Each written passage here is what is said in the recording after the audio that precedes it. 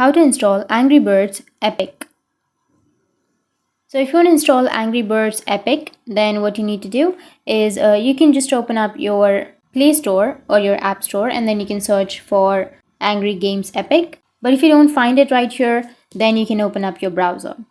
On your browser, you can search for Angry Games Epic, and here you will have this kind of interface. You will have a lot of websites that will provide you to download. So I'll just simply go with the first one, and here on the bottom you will have an option of download. So tap on download or tap on get the latest version, and then scroll down again, and here you will have the download option.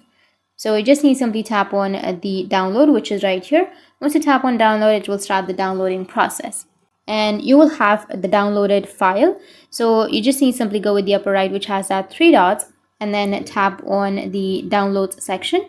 Here you will have that downloaded file from the website. You just need to simply tap on the downloaded file, and you will be able to install the Angry Birds Epic. That's it, and if you have any questions, feel free to comment below. Thanks for watching.